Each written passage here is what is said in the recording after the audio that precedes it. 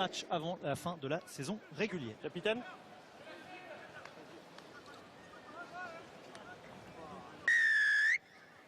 C'est Corentin Glénat qui donne le coup d'envoi de ce match Stade Montois-Grenoble et déjà un premier en avant à la réception de ce long renvoi de la part de Corentin Glénat, un en avant de la part de Christophe Loustalot me semble-t-il. Oui, on va revoir les images. Et justement l'occasion, Marie-Alice, avant cette première mêlée, d'aller voir notre homme de terrain, à savoir Arthur Bourdeau, parce que est-ce qu'il y a du vent? Est-ce qu'il a été gêné, Christophe Loustalot, par le vent? Par le vent, peut-être par le ballon glissant. Si vous avez insisté tout à l'heure sur le soleil, c'est vrai qu'on est passé entre les gouttes, mais les fameuses giboulées de Mars ont sévi aujourd'hui sur les Landes. Résultat, la pelouse est très grasse et le ballon certainement un petit peu humide, un petit peu mouillé. C'est une donnée à prendre en considération évidemment pour les joueurs. Et le vent souffle un petit peu en faveur des Grenoblois dans cette première mi-temps et ce sont les Montois qui ont choisi de débuter face au vent.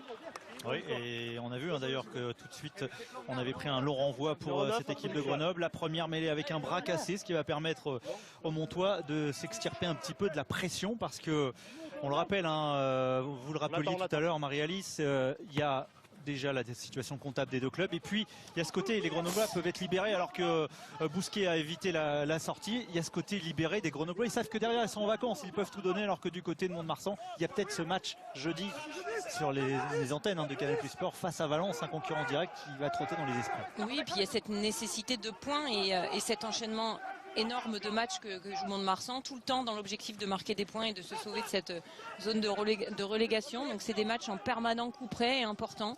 Donc c'est évidemment très difficile psychologiquement de se reconcentrer en permanence pour cette équipe de Mont-de-Marsan. Avec les Grenoblois qui tiennent le ballon, on a vu la première tentative d'un garçon qui a porté le maillot de Mont-de-Marsan dernier. Elle avait été prêtée, c'est Adrien Séguré, le champion du monde des moins de 20 ans, Ange Capozzo, pour aller chercher les extérieurs. Pour l'instant la défense tient bon, mais attention parce que face à Massilevou, il y a toujours du danger. Benito Massilevou avec le ballon relevé rapidement par Eric Escande. Derrière on vient chercher Tupuola dans l'axe du terrain. Voilà, il faut Noix plutôt. Et l'alternance avec le jeu au pied pour envoyer. Oui, il est long. Oui, ça c'est l'influence du vent, certainement. Et on ne prend pas de risque côté Mont-de-Marsan et côté Thomas Bell, l'anglais.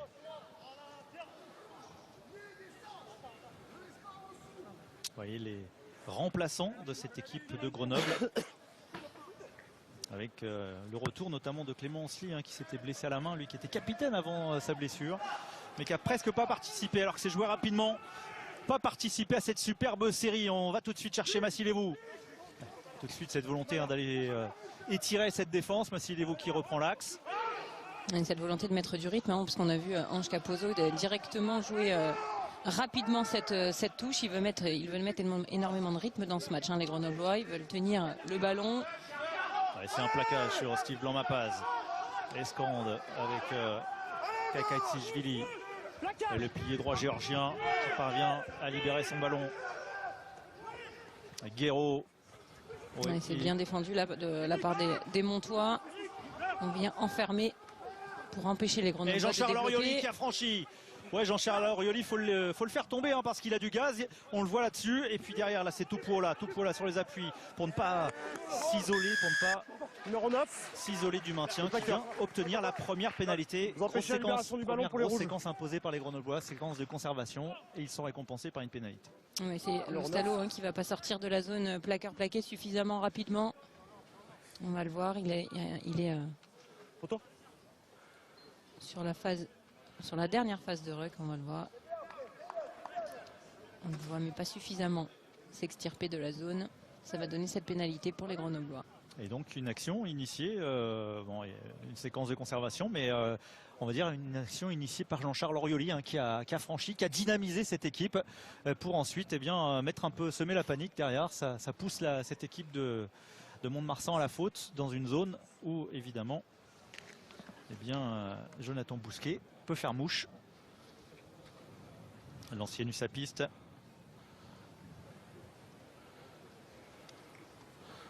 Avec cette équipe de Grenoble à qui Jonathan Bousquet a beaucoup manqué. Ça se voit peut-être dans les pourcentages de réussite. C'est une des moins bonnes équipes en ce qui concerne la réussite au pied. Mais pour Jonathan Bousquet, ça va mieux parce que sa réussite personnelle va faire augmenter ses stats pour Grenoble qui ouvre le score et qui mène 3-0. Ouais, c'est un secteur de jeu où il a manqué, Jonathan Bousquet, sa précision dans le jeu au pied. Et on sait que dans des matchs importants, dans des matchs qui peuvent être ceux de phase finale, hein, où les moindres détails peuvent compter, la réussite du buteur, c'est important. Ah bah ça peut clairement vous faire gagner un match à la fin. Alors on a souvent du mal à dire par contre que ça peut le faire perdre parce qu'au départ, le buteur n'est pas responsable de tout. Mais par contre, oui, il peut faire gagner son équipe. Donc c'est des points très importants. Fifita pour essayer d'aller créer un point de fixation. Et le jeu au pied de Glénat qui est contré. Et le premier essai grâce à la grosse défense, à la bonne anticipation de Loustalo et le contre sur le dégagement de Corentin Glénat. Bah voilà, première incursion dans les 22 mètres adverses et premier essai pour Mont-de-Marsan. On réclame la vidéo hein, du côté du banc grenoblois, peut-être pour une position de hors-jeu. Peut-être on n'était pas loin non plus du protocole commotion qui aurait pu être demandé parce qu'il a vraiment subi le contre en pleine tête. Hein, on le voit à l'écran. Hakim. Donc en décision terrain, c'est essai. Précis. Je veux juste regarder si le numéro 9 est devant le contreur, s'il te plaît.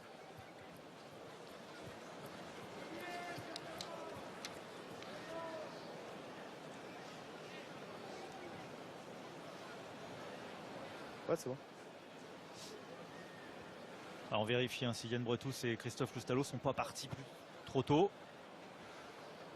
Bon, Hakim, j'ai une décision. Les images sont assez claires. Le numéro 9 se trouve le contreur. Donc il est en position de hors-jeu. L'essai va pas être validé. On reprend pénalité à 5 mètres. Ouais, l'essai n'est pas validé parce que Christophe Loustalo est allé un peu plus vite que Yann Bretous. Yann Bretous était omnibulé par le ballon. Christophe Loustalo était dans son mouvement, mais résultat, il s'est retrouvé devant le contreur. Les deux capitaines. En position de hors-jeu, et du coup, on ne peut pas valider cet essai. Et on va dire qu'ils s'en sortent bien, les Grenoblois, parce que là, ça aurait pu en mettre un petit coup sur la tête. Donc, on a vérifié l'appel vidéo, d'accord. Sur le contre, vous êtes devant le contreur, donc c'est pénalité contre vous parce que vous êtes en jeu. À 5 mètres. L'essai n'est donc pas validé. D'accord. Pour le numéro 9 Loustalo. est hors jeu par rapport au contreur. Il est devant le contreur. Oui. Ouais, on voit bien Yann Bretous qui freine sa course pour être au contre, mais pas Christophe Loustalo. Les rideaux, John. Avertissement sans frais pour les Grenoblois. Mais ça pourra peser peut-être dans la tête de Corentin Glénat sur le prochain dégagement parce que il n'avait pas pris énormément de risques, c'est que la défense est montée très vite. Et Yann Bretous, c'est bon, il a récupéré. Dans la contre, on met en jeu les partenaires du botteur, pas les vôtres.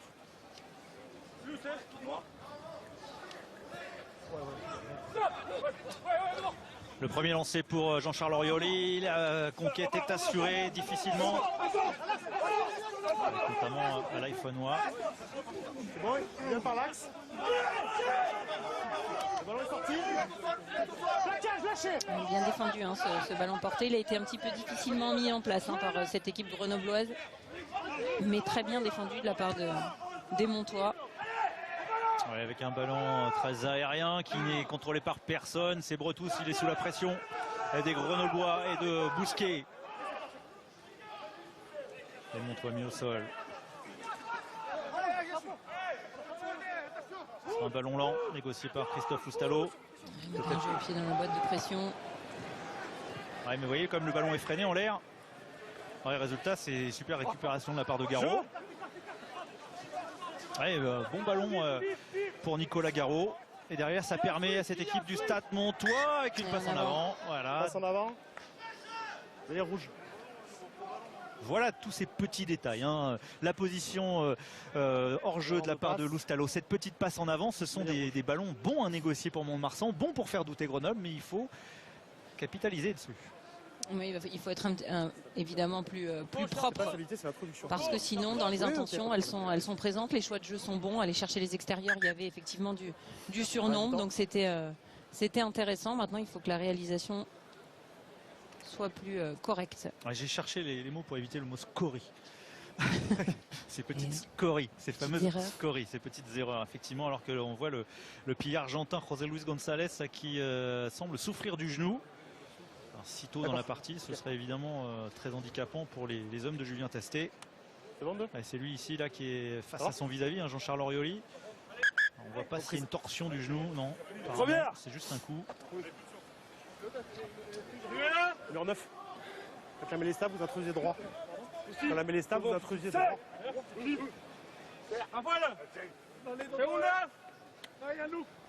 Allez, Julien Tastet, Flexion. Patrick Millet au premier plan. Lié. Sur les caméras d'Yvan Bedenès. Jeu.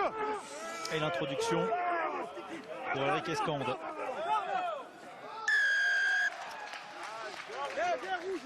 La première mêlée avait valu un bras cassé avec ballon rendu au Marsan. Cette fois-ci, c'est un ballon où les Grenoblois poussent leur adversaire à la faute. La mêlée. Ouais, sur la première mêlée, c'était l'introduction hein, qui était considérée comme pas droite, directement introduit un peu trop facilement côté grenoblois. C'est pour ça qu'il a été... on a entendu monsieur l'arbitre prévenir directement. Et encore une touche qui n'est pas trouvée. Encore une touche qui n'est pas trouvée. À noter, on voit alors qu'ici Donardi hein, qui est titulaire à l'arrière, souvent à l'arrière ou à l'aile. Et puis habituellement il y a Johan Laossas-Piassou qui est blessé pour cette rencontre. C'est un des garçons d'expérience hein, qui compte beaucoup dans cette équipe du Stade Montois. Et l'effectif de Mont-de-Marsan n'est pas tout à fait aussi pléthorique que celui de Grenoble.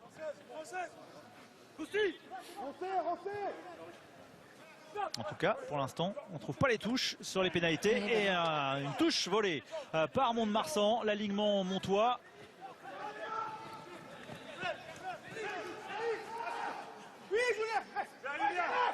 Avec Wakaya hein, qui est passé par le sol derrière Leandro Cedaro. Le pied de Thomas Bell. Long ballon, superbe jeu au pied de la part de l'Anglais. Ça sortira pas, mais en tout cas ça oblige maintenant Grenoble à remonter la prise de risque. terrain. La prise de risque. Ouais, on aime souvent du côté de Grenoble leur donner ces ballons à Ange Capozzo parce qu'on connaît ses qualités de relanceur. Mais là, ils ont quand même pris des risques les Grenoblois et derrière, ils s'en sortent bien avec une touche. Une touche trouvée quasiment à 45 mètres de leur but. Une très belle diagonale, hein, bien trouvée, alors qu'on revoit justement les appuis hein, de Ange Capozzo qui ont un peu sauvé de cette situation délicate. Et derrière, le jeu au pied d'Eric Escande, la diagonale qui leur a fait effectivement du bien. Et le super contre en touche ici, trouvé face à Pierre Guéraud.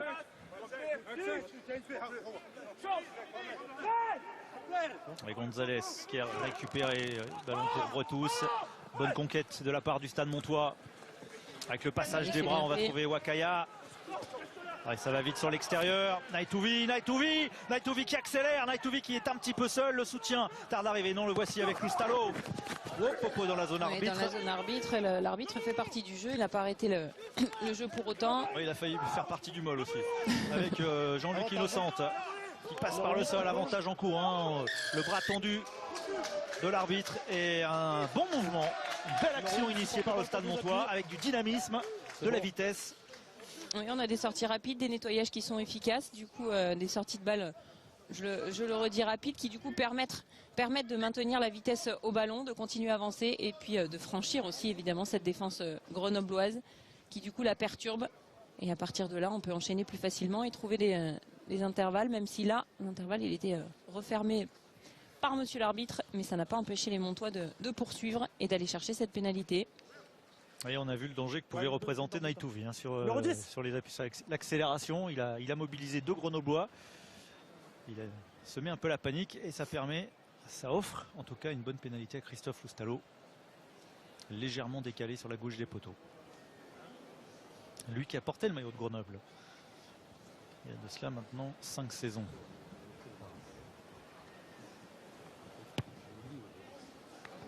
Ça passe. Et le Stade Montois revient à 3 partout. Et Julien Tastet qui sur l'action précédente aurait aimé que ses joueurs soient un petit peu plus proches du porteur de balle pour un peu mieux assurer la continuité du jeu. On sait, puisqu'ils nous ont dit en avant-match qu'ils s'étaient préparés à jouer un certain Deon Foury, donc dans ces phases de requête très présentes. Deon Foury n'est pas là sur la pelouse, mais c'est un enjeu pour eux justement ces continuités dans leurs offensives pour faciliter les sorties de balles. Oui. C'est vrai que pour Stéphane Glas, l'absence de Deon Foury, en plus c'était pas prévu, hein. C'est forcément un handicap parce que c'est, allez, on va dire une moyenne de 5 ballons grattés par match, hein, au moins hein, pour Deon Foury, sans compter l'impact psychologique, le dynamisme qu'il met. Enfin bref, il a un rôle essentiel, le Sud-Africain. Avec Cedaro soigner la sortie de camp après avoir marqué ses 3 points. On vous rappelle que cette équipe de Mont-de-Marsan est dans un bloc de 16 matchs depuis début janvier jusqu'à la mi-avril. Évidemment, c'était un bloc essentiel pour leur maintien en Pro D2 avec un ballon gagné dans les airs par Capozzo. Ballon gagné par les Grenoblois. Oui, Steve Blanc-Mapaz pour Massilevou plein axe. On a vu une défense qui glisse côté Montois. Attention en avant. Passe en avant peut-être de Jean-Charles Orioli, non? Oui. Si, en avant. On a une défense montoise qui glisse très rapidement sur les extérieurs. Ils craignent évidemment aussi ces Grenoblois sur les extérieurs. Du coup, on a choisi d'aller fixer la défense pour la resserrer avant de pouvoir réouvrir côté Grenoblois, même si derrière on a eu cette passe en avant de Jean-Charles Orioli qui va donner la mêlée au Montois. Ouais, 163 matchs de top 14 et première saison Pro D2 pour Jean-Charles Orioli. Mais toujours envie, toujours la passion. Et quand la passion vous anime. Oui, surtout dans une situation comme celle-ci, dans une nouvelle division avec la Pro D2 et où cette fois-ci il amène son expérience, il amène un autre discours, c'est autre chose, ne serait-ce que pour le joueur lui-même après avoir gagné des titres. Maintenant, il est passé autant dans le jeu que dans la transmission. Allez, ballon sorti par les Montois. Attention à ne pas se faire intercepter. En tout cas, grosse pression sur Yann Storff. Il était sous pression. Ballon gagné par Grenoble avec Capozzo qui arrive lancé. Et Naitouvi, la grosse défense du Fidjien face à Capozzo. Fallait y aller parce que les deux sont rapides. Oui, mais l'arbitre de touche. Plaquage haut. C'est ce qu'on réclame du côté des Grenoblois, évidemment. Il faudrait revoir parce que le plaquage étant en poursuite est un peu particulier.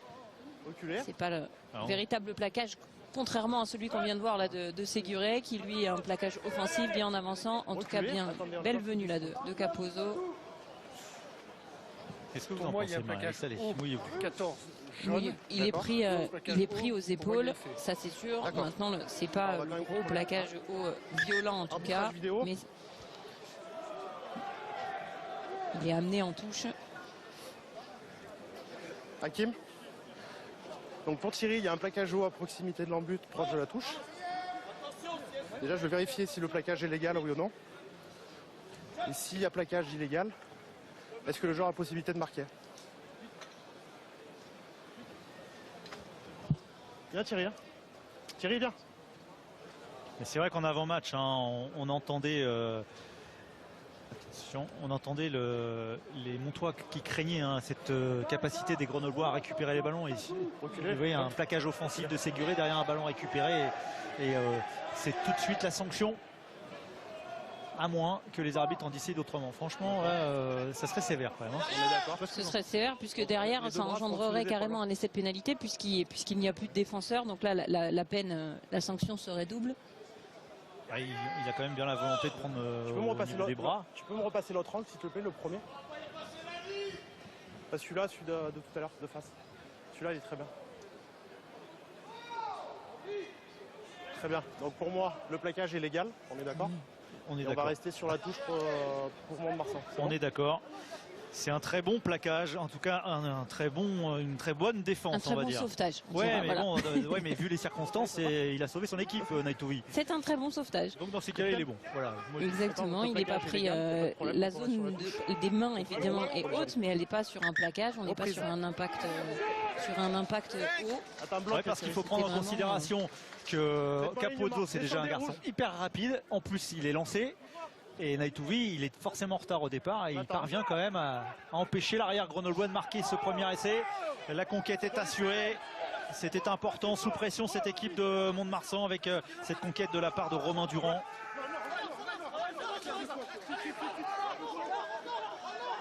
Et on a parlé d'un avertissement sans frais tout à l'heure pour Grenoble. C'était un avertissement sans frais pour Mont-de-Marsan parce que le plaquage offensif de Séguret et le ballon récupéré derrière, c'était une occasion d'essai. Mais il faut réussir à sortir proprement maintenant cette équipe montoise. Le ballon là, lâchez-le. Il va y avoir une grosse pression forcément sur ce jeu au pied et en avant. Et oui. Attention dans ces zones-là, ce genre d'erreur, il faut être capable de sortir de son camp plus rapidement déjà et plus proprement, parce que d'enchaîner Oui, on le voit. On vient de voir l'en avant à l'écran avec Gonzalez qui, en voulant ramasser, Oui. a commis cet en avant. D'accord. Et attention parce que la mêlée de Grenoble marche Allez, très ambiance, fort. messieurs. Déjà un coup franc, une pénalité sur ce match. Et la semaine dernière face à Colomiers, 5 pénalités rien que pour la mêlée des Grenoblois. Oui, alors que c'était un secteur dans lequel elle était en grosse difficulté, hein, cette équipe de Grenoble, notamment en début de saison. Restez en haut. L'épaule à gauche.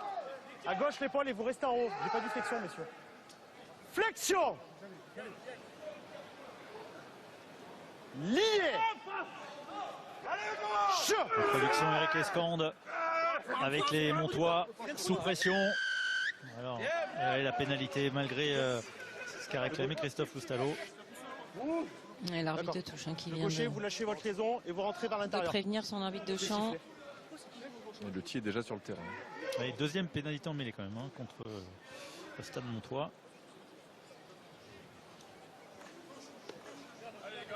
Ils vont choisir la touche. Reculez sur la ligne. Comme quoi. Oui, ils sont sur un temps fort. Ils ont envie de tenter. Le choix des joueurs. Pas celui du staff, mais le choix des joueurs. Et bien, on va voir si justement les joueurs ont raison. Déjà assuré le lancer en touche. La conquête du ballon. On ne sautera pas à côté de Montois Voilà. pour être directement à la retombée. Ouais, ballon sur Fifita et derrière le ballon porté mais bien défendu par le... oui, bien défendu pour l'instant parce que oui, on va recommencer. Il faut le faire tomber tout de suite hein, si vous voulez pas que ce soit pénalisé. Le numéro 6 écroule Ils n'ont pas eu le temps, ils l'ont écroulé. Non, ils l'ont écroulé.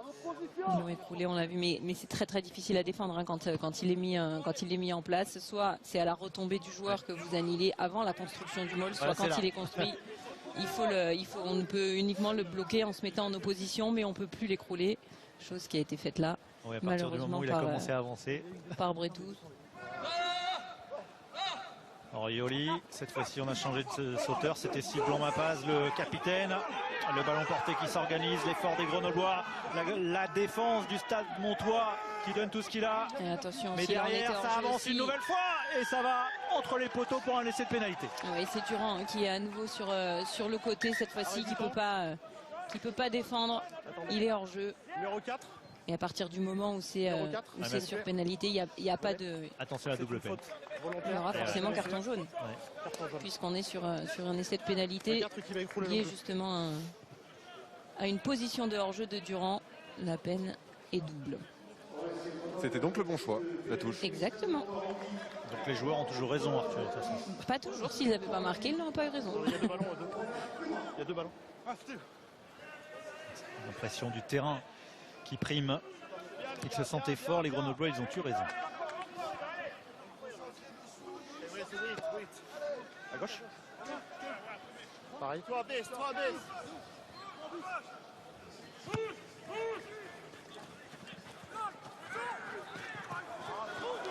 Avantage en avant, rouge. Avantage en avant. Hein.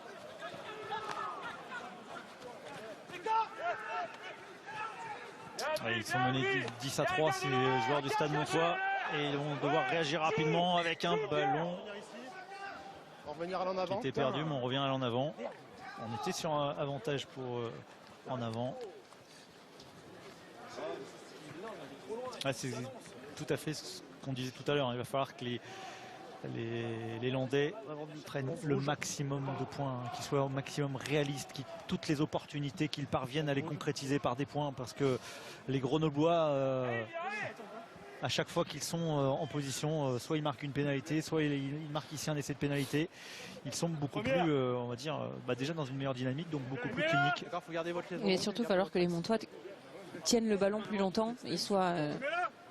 et un petit peu plus les clés du camion. C'est d'ailleurs ce qu'ils souhaitaient, ce qu'ils avaient dit, ne pas laisser trop de ballons, ne pas la possession en tout cas aux Grenoblois, pour ne pas les laisser poser leur jeu. C'est surtout ça, être capable maintenant de récupérer des ballons, de les conserver et effectivement d'être efficace et de scorer le plus rapidement et le plus possiblement. Et ne pas trop subir en infériorité numérique, hein, parce qu'ils sont à 14 depuis le carton de Romain Durand. Oui. Ça franchit pour Bell. Ouais, mais là aussi, on a un soutien qui est un petit peu en retard. Du coup, la continuité n'est pas totalement assurée ou pas aussi rapidement que ce qu'elle pourrait être. Un contact involontaire avec le 12. Jaune. Et malheureusement un contact en plus qui va du coup rendre le ballon aux Grenoblois. Les envies, les intentions sont présentes côté montois, les choix sont intéressants, les individualités aussi. On le voit avec Thomas Bell qui est allé chercher cet intervalle. Malheureusement, il y a des petites erreurs encore, tout n'est pas huilé. Et ça donne une nouvelle possession pour les Grenoblois. Quand vous vous baissez, je vous veux sur la même ligne, d'accord? Avec des montois à 7 en mêlée en plus. Allez. Oui, la deuxième ligne. Je vous demande déjà à flexion. Première. De vous rester sur la même manqué. ligne. Et tête alignée. Numéro 1, sec. Let's go, Après là. Seconda. Flexion. C'est une deuxième ligne à 4. Lié. Che. Il n'y a pas de troisième ligne, hein, c'est une deuxième ligne complète. Et oui, forcément, Et ils souffrent les Montois. Oui, c'est déjà le point fort des Grenoblois. Donc là, en défendant avec un joueur de moins, ça devient évidemment beaucoup plus compliqué.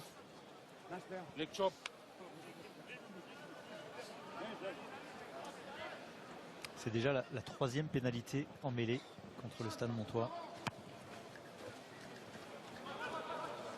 Et encore une touche qui n'est pas trouvée. Allez, Denardi. Denardi pour la relance. Lui aussi champion du monde des moins de 20 ans, mais en 2019, alors que Séguré c'était en 2018. Séguré de l'autre côté hein, cette année. Avec un ballon libéré par Bell. Lostalo, Cedaro. Cedaro stoppé sur la ligne médiane. Grosse pression de la part de Steve Blanc-Mapaz. Denardi s'en sort une première fois, mais prise à deux avec derrière Jérôme Ray. Ballon libéré. Il faut passer par le pied. Thomas Bell. Ballon encore une fois freiné dans les airs. Position 2. J'ai entendu parler de hors-jeu. En avant rouge. Non, c'est un en avant. Ouais. Il y a eu un hors-jeu réclamé. John, ça va pas, tu prends les touches. Pourquoi ça fait. Là, il faut Il qu'il y a nous une la petite trouve. colère aussi du Ok, banc s'il faut, tu prends grenoblois le relais. à l'encontre de Corentin Glénat parce que ça fait 2 touches non trouvées. Celle-là en plus, les Grenoblois sont à 15 contre 14 et pouvaient s'installer dans le camp adverse. Ça plus le coup de pied contré aussi en tout début de match, ça fait beaucoup pour Corentin Glénat qui s'attire un peu les foudres de son banc. Voici ici Adrien Séguré. Donc l'année dernière prêté à Mont-de-Marsan. Pourtant, il n'y a pas de public. Qui a Y a été pas de formé public. à Albi, le champion du monde donc des Allez, moins on y est, de 20 ans en 2018. Et ouais, Sylvain Bégon le voit ici avec le casque. C'est vrai que Corentin Glénat, il est un peu en difficulté sur ce début de match et c'est vrai aussi que peut-être qu'avec l'appui du vent, il est peut-être un peu gourmand, il veut aller très très loin chercher des touches, obtenir des bonnes touches très loin dans l'embut ou en tout cas dans le camp adverse, mais résultat il n'y parvient pas. Alors que vous voyez qu'il y a pas mal de traces de sang sur la tête de Kakadjvili et sur celle de Jean-Charles Oriol. Reprise. Et on va procéder dans pas longtemps, j'allais dire maintenant, un changement puisque Simutoga s'est préparé, le pied droit remplaçant, mais a priori cette mêlée va quand même se jouer. On regarde la même ligne comme vous avez fait tout à l'heure. Très bien. Après, sec. Seconda. Flexion. Lié. Mont-de-Marsan qui souffre en mêlée depuis le début du match. Mont-de-Marsan en infériorité numérique et qui obtient une pénalité comme quoi. Hein. Il n'y a vraiment pas de C'est vérité la dans ce liaison, secteur. hein. Droitier rouge qui Grenoblois. lâche la liaison. Je demandais une liaison plus longue tout à l'heure.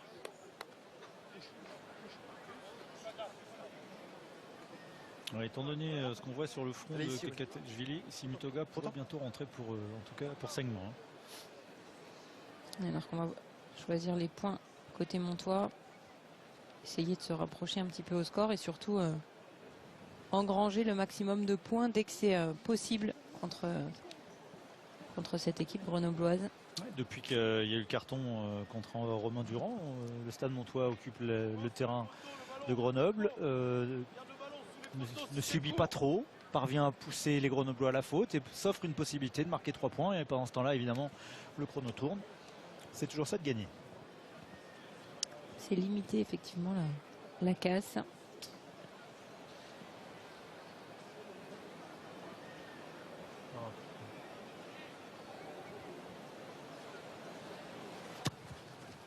Elle n'est pas facile cette pénalité. Et, Oui. Il n'y a ni la distance Ni la longueur. ni la longueur, effectivement. Oh. Pour, enfin, ni la. Ouais, on Ni a la dit la même chose, direction, non? exactement. Voilà. Ni la direction. Si, mais on La dit la même chose. trajectoire. Ni la distance, ni la longueur. Enfin bref, ça passe pas. Rouge.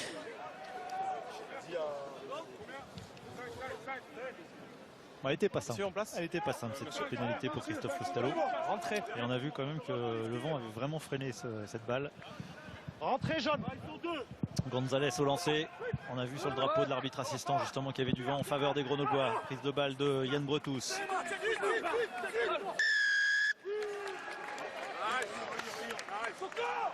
Encore numéro 4.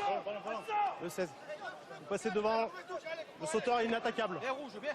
5 qui est numéro 1. Numéro 4 parce Bah non, qu'il il est n'est déjà pas là. dehors. Il n'est Donc, pas là, le numéro mais 4. je pense que c'est Cédaro. C'est le numéro 5. Ouais, mais voilà, encore une munition gâchée par Malheureusement. Marsan. Le sauteur n'est pas Cette atteignable. fois-ci, il a trouvé la peut pas touche. passer devant. On va le voir directement. Vous allez voir, donc Cédaro, il va se mettre il est derrière son sauteur. À partir du moment où la défense ne peut pas directement agir sur le porteur de balle, c'est sanctionné parce qu'on considère qu'elle ne peut pas défendre correctement. Donc c'est pour ça que les Montois vont être sanctionnés. Orioli sur un Laïfonois. Encore une erreur là aussi côté grenoblois. Des petites approximations. Ouais, mais Orioli qui permet à son équipe de se remettre vers l'avant. À Laïfonois, le Tongien.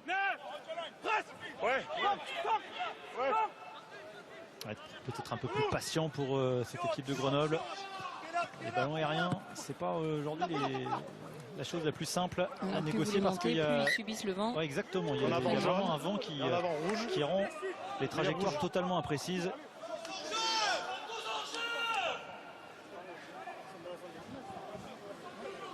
Ah, c'est l'influence du huis clos. Hein. Il y a peu de monde dans les tribunes, mais on les entend bien.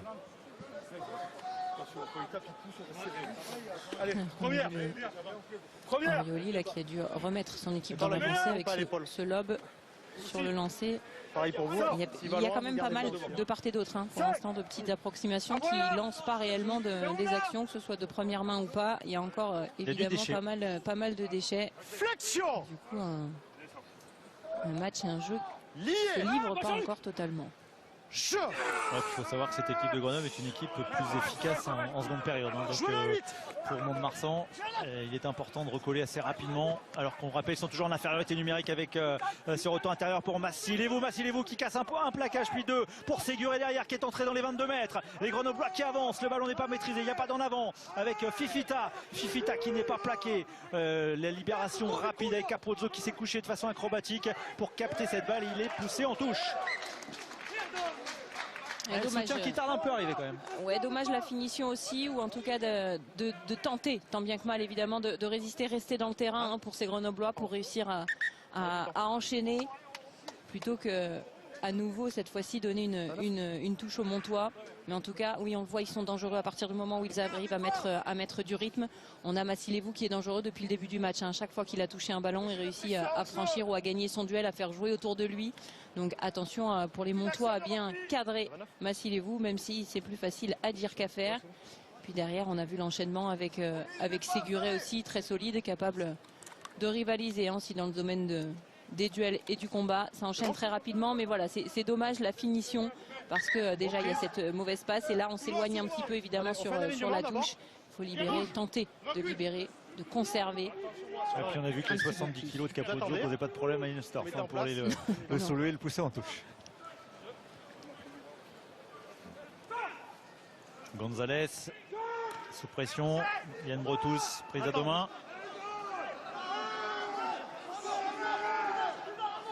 Toujours en infériorité numérique pour plus trop longtemps. On devrait arriver à la fin du carton jaune. On voit Romain Durand d'ailleurs au bord de touche. Avantage en cours pour cette équipe de Mont-de-Marsan avec Loustalot qui a choisi le petit côté pour Naïtouvi. 2 rouges, 7 rouges. On ne pourra pas leur en vouloir d'avoir tenté. Et on va dire que ce carton jaune pour l'instant n'a eu aucune incidence parce qu'aucun point n'a été inscrit de part et d'autre. Vous pouvez enlever le pour l'instant parce qu'il est revenu, Romain Durand et les Montois sont à nouveau à 15.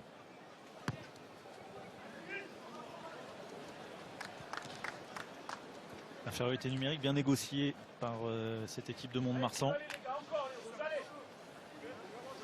Même si parfois, on le rappelle, hein, les effets d'une infériorité numérique, et quand on multiplie les infériorités numériques, eh bien souvent ça pèse évidemment physiquement. Patrick Millet, qu'on a aperçu le manager de cette formation montoise, avec de jeunes entraîneurs hein, cette année pour leur première saison, Julien Tastet et Rémi Thalès. Pas facile évidemment. Naïtouvi qui dézone, Naïtouvi qui vient provoquer Tupuola. Oui, mais on prend énormément de profondeur hein, pour essayer de contourner cette défense agressive de la part de Grenoble, et du coup c'est difficile de gagner la ligne d'avantage. Naïtouvi a bien fait d'aller fixer. Ouais, Denardi tout de suite va chercher Jacquelin, et lui aussi ancien grenoblois, le Tahitien Gonzalez, retourné par Alaïfonois. C'est Daro, stoppé net. Ouais, la grosse défense aussi hein. Et en plus haut, on bloque le ballon, donc on empêche les sorties rapides. Ouais, défier Fifita, c'est jamais quelque chose de simple. Massilevou dans les 22 mètres, qu'est-ce qu'il va tenter le Fidjien? Massilevou, il va relancer. Massilevou sur les appuis, il est en confiance. Ouais, Benito Massilevou qui sort de ses 22 mètres. Un ballon pour Eric Escande, on insiste dans le fermé avec Blanc-Mapaz, le capitaine qui met toujours cette équipe de Grenoble dans l'avancée. Il est important, Steve Blanc-Mapaz. On parlait tout à l'heure de Clément Ansely hein, qui était capitaine avant sa blessure à la main, mais Steve Blanc-Mapaz, c'est aussi un sacré capitaine pour l'équipe grenobloise. Ces chandelles, elles sont compliquées parce qu'il y a du vent. Avantage en avant rouge. Il y a un en avant de la part de Fifita qui pourrait profiter à Alexandre Denardi. Sur les extérieurs, même si ça va être rattrapé hein, tranquillement. Ce déséquilibre numérique par la défense grenobloise qui a accepté de reculer pour se rééquilibrer. Ouais, prise à 2 hein, sur Wakaya. C'était Séguré et Naïtouvi, me semble-t-il. Non. Massilevou. Je vois partout Naïtouvi. Gonzalez au sol. Ils ont du mal à avancer, mais ils conservent le ballon. Les joueurs de Mont-de-Marsan, vous le disiez tout à l'heure, Marie-Alice, il faut qu'ils tiennent ce ballon, qu'ils se donnent un peu confiance, mais avec ce ballon-là, ils rendent la balle au Grenoblois. Après, on sent qu'ils ne veulent pas prendre non plus trop de danger et jouer dans leur camp. Donc, on utilise beaucoup le jeu au pied pour avancer un petit peu, surtout face à une défense grenobloise très efficace et très agressive. Malheureusement, parfois, Ange Capozzo est plutôt à l'aise dans tout ce qui est jeu aérien, et surtout à la retombée, on a cette pénalité qui du coup va rendre le ballon au grenoblois. Ouais, et puis il y a Pierre Guéraud qui est resté au sol, Arthur, hein, c'est ça? Oui, sur l'action précédente, et on est très vite intervenu du côté du staff médical parce qu'il est apparu un peu sonné. C'était sur un rug, je crois, où il a pris un joueur adverse, et ça va pas très fort pour Pierre Guéraud. On a revu la pénalité hein, avec des plaqueurs qui tombent dans la zone plaqueur-plaqué, qui sortent pas assez rapidement. Cette pénalité. Ouais, il va falloir le changer, je pense. Au sol. Ouais, Pierre Guéraud, il est KO. C'est une commotion, d'accord. Ouais, ouais. On peut confirmer, il est loin, Benjamin Hernandez, mais là c'est clair. Pierre Guéraud. Alors comment? Ça va?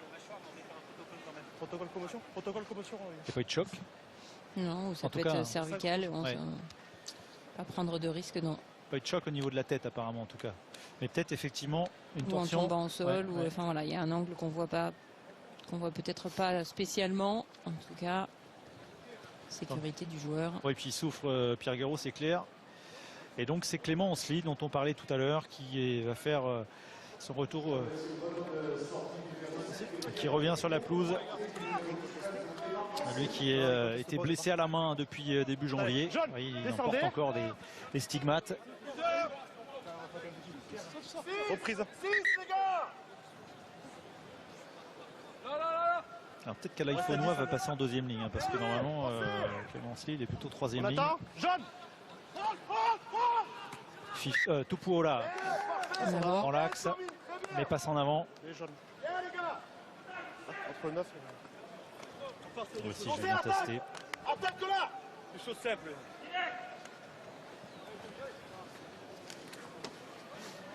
Des choses simples. C'est vrai que des deux côtés, des choses simples, ça permettrait d'avoir un peu plus de liant dans ce match. Exactement, d'enchaîner un petit peu plus ce qu'on disait tout à l'heure, de tenir un petit peu plus les ballons, d'avoir des temps de jeu beaucoup plus longs pour user un peu plus les défenses et finalement réussir à les breaker. Jusque là, pour l'instant, sur 1, 2, 3 temps de jeu et une perte de balle, c'est pas suffisant. Et on vous rappelle que après ce match, vous pourrez suivre Biarritz Oyonnax, alors que vous voyez Rémi Thalès en haut à droite de l'écran, lui aussi jeune retraité du rugby. C'est l'international, bien sûr, Rémi Thalès et Biarritz Oyonnax. Et puis, bien sûr, ensuite, tous les résultats de cette 23e journée de Pro D2 dans le jour de rugby avec Isabelle Iturburu et Jérôme Thion. Il va falloir suivre également Thomas Bell, la double ouverture de Mont-de-Marsan qui a pris une sérieuse béquille, semble-t-il, sur l'action précédente et qui a du mal à retrouver des sensations. Et surtout, généralement, plus on refroidit, plus les béquilles elles font mal et elles s'accentuent et elles nous dérangent. Elles dérangent plus quand elles sont à chaud. Donc effectivement, il va falloir voir comment il arrive à gérer. Là, il souffre l'anglais. Qui vient devant. Et qui était arrivé comme joker médical de Julien Cabane. Flexion. Deuxième niveau en Angleterre, Thomas Bell. Lié. Je. Jouez-le. Les ballons disponibles, petit côté. Eric Escande qui est parti. Eric Escande qui n'a pas passé les bras. Il y avait Capozzo qui arrivait lancé, mais il y a Steve Blanc-Mapaz. Steve Blanc-Mapaz avec Alain Faunois. Alain Faunois qui se bat avec le soutien de Fifita. Alain Faunois qui parvient à libérer son ballon. Orioli.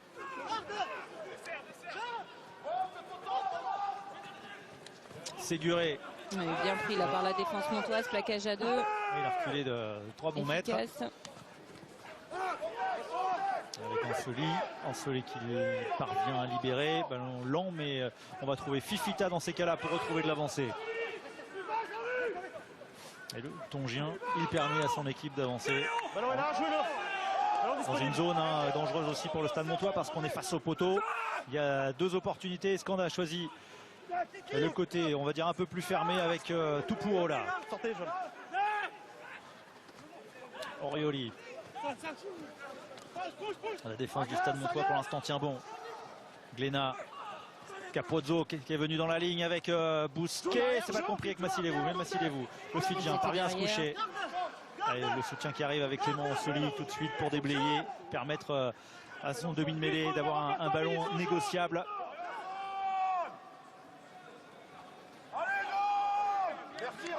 Et grosse défense des Montois parce que... Il faudrait renverser par contre, parce que sur les extérieurs là, il y a un décalage, même s'il va être... Massilevou. Il est bien défendu là, de la part de Bretous.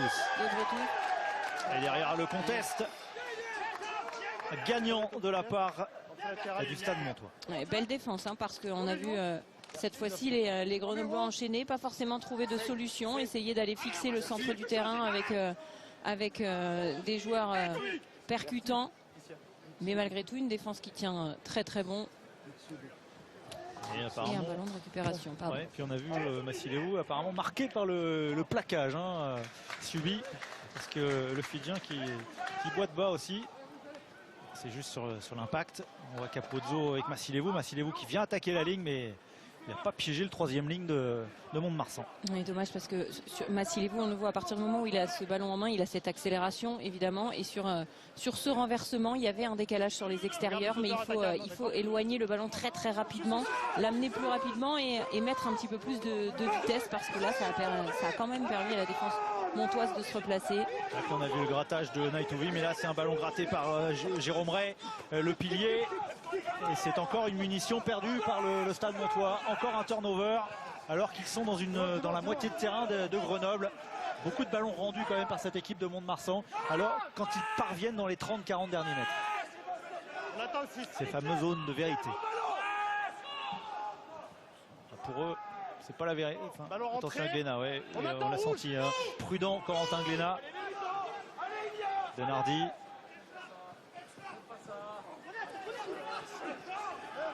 Il faut remonter le ballon et remettre de l'avancée. Préférer la zone de marque, ça. Oui, moi la zone de vérité, je l'emploie pas, mais j'ai très bien compris ce que vous vouliez dire. Je suis. Jens Torf.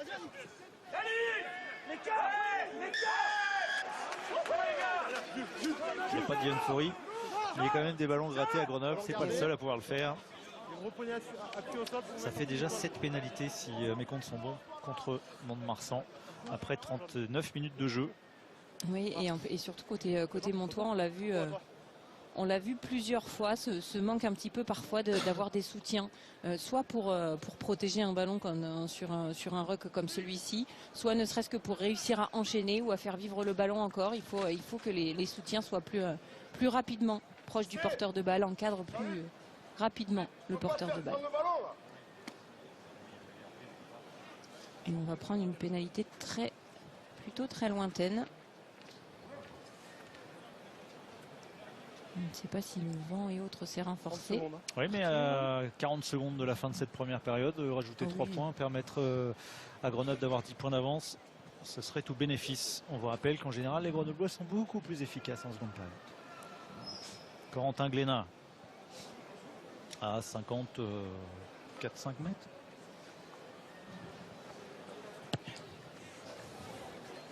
Il y a la distance en tout cas. Ouais, mais ça passe légèrement à gauche. On en reste à 10-3. On en reste à plus 7. Ouais, Jean-Noël Perrin et Sylvain Bégon qui auraient bien aimé que les Grenoblois aient une marge un peu plus conséquente à l'issue de cette première période. Une première période qui a manqué un peu de rythme. Il faut dire qu'il y a eu beaucoup de déchets de part et d'autre. Et ballon gagné par Bousquet. Coffret, Jonathan Bousquet. Et ouais, le ballon va être rendu au Montois. C'est terminé. Voilà, on en termine, on rentre au vestiaire avec ce petit avantage des Grenoblois. C'est quand même un avantage d'un essai transformé pour cette équipe de Grenoble. L'essai de pénalité qui a été tout simplement la seule fois où les Grenoblois ont réussi à marquer. On va écouter évidemment une réaction au micro d'Arthur Bourdeau, mais on va dire que pour l'instant c'est service minimum pour les Grenoblois sur le terrain de Mont-de-Marsan. Avec Eric Escande. Eric, c'est une première mi-temps satisfaisante parce que vous menez au score ou frustrante parce que justement vous dominez et vous n'arrivez pas vraiment à créer un vrai écart? Un peu des deux parce que moi on arrive à être devant, donc c'est déjà le bon point. Après je pense qu'on aurait dû... il aurait fallu qu'on mette un peu plus de points, je pense, plus qu'on critique nos temps forts. Surtout qu'en ce moment, on sait que sur certains fins de match, on peut être ric-rac. Donc c'est important de prendre les points quand on peut les prendre. Merci Eric. Merci. Ouais, Eric Escande qui estime qu'ils sont ric-rac en fin de match. Alors il faut savoir quand même que Grenoble marque 70% de ses essais en seconde période. Il y a des équipes plus ric-rac que ça. En tout cas, c'est vrai que c'est service minimum, disais-je, pour cette équipe de Grenoble parce que ils ont tenu le ballon, mais il a fallu un essai de pénalité pour faire la différence actuellement. Oui, parce qu'il y a eu énormément de déchets. Ils ont perdu un peu trop de ballons, rendu un peu trop, des ballons un peu trop facilement à cette équipe montoise. Ils n'ont pas réussi vraiment à développer leur jeu, à part sur cet essai de pénalité et sur ce ballon porté, parce que oui, ils ont fait parler leur puissance. On les a vus aussi en conquête être plutôt efficaces. Maintenant, il va falloir être quand même un ton au-dessus, conserver un petit peu plus, accélérer un petit peu plus le jeu et poser le jeu, parce que pour l'instant, il n'y a pas vraiment une équipe plus que l'autre qui pose réellement son jeu. Il y a simplement Grenoble qui est plus efficace sur certaines erreurs montoises. On va dire que sur cette première période, on sent que les deux équipes sont à un 10e match consécutif. Il y a peut-être un petit peu de fatigue, mais en tout cas, il va falloir faire mieux en seconde période. En tout cas, c'est ce qu'on espère, nous, Isabelle, parce qu'on en attend un peu plus. On compte sur vous aussi pour leur mettre la pression. Évidemment, c'est vrai qu'on espérait peut-être un peu plus d'envolée sur cette première mi-temps. Comment on peut expliquer justement que ce soit encore un peu serré? Des petites difficultés du côté des Montois sur les zones de ruck, des ballons rendus un petit peu trop à outrance. 8 pénalités contre les Montois sur cette première période. Et puis les Grenoblois qui se nourrissent des fautes de Mont-de-Marsan. On a vu le premier essai suite à la touche de Steve Blanc-Bapaz et un bon ballon porté de la part des Grenoblois. C'est peut-être là où ils sont le plus forts sur la conquête. On les a vus bons en mêlée, bons sur la touche et ce qui va amener cet essai de pénalité et le carton jaune du second ligne montois Romain Durand. Mais c'est vrai que globalement, c'est un match assez pauvre pour l'instant sur les 40 premières minutes. Il aurait pu avoir un autre essai et c'est refusé pour Mont-de-Marsan en début de rencontre et ça fait donc 10-3 pour l'instant à la pause. 10 pour Grenoble à Mont-de-Marsan avant de repartir justement à Guy Boniface pour la deuxième période. On vous parle de l'autre affiche du soir, Biarritz-Oyonnax dans quelques instants. Le programme de cette 23e journée juste après une petite bande-annonce. À tout de suite. Votre programme vous est présenté par Rockfield. Les vêtements signés Chabal. Je veux que tu imagines un personnage. Maintenant, moteur.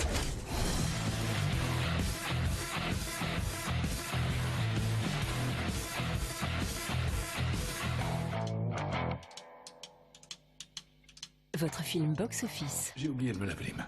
The Gentleman, vendredi 19 mars à 21h, seulement sur Canal+. Quand il ne se passe plus rien dehors, que se passe-t-il à l'intérieur? Italien. Si tu veux tout savoir, je suis pour la livraison à domicile. Ça déconne, on dirait ma soeur. Là, je suis confiné avec ma soeur au secours. 6 cohabitations détonnantes. C'est ce qui me manque, moi, avec le confinement. Ce contact. Pour avoir une présence, une compagnie. 6 huis clos explosifs, Merde. drôles et flippants. On y va à fond, on fait la totale. D'un coup, on respecte plus les gestes barrières, là. Désolé. Alors, bon rétablissement, enfin bon virus à vous. 6 fois confiné, votre nouvelle création décalée, lundi à 21h, seulement sur Canal+.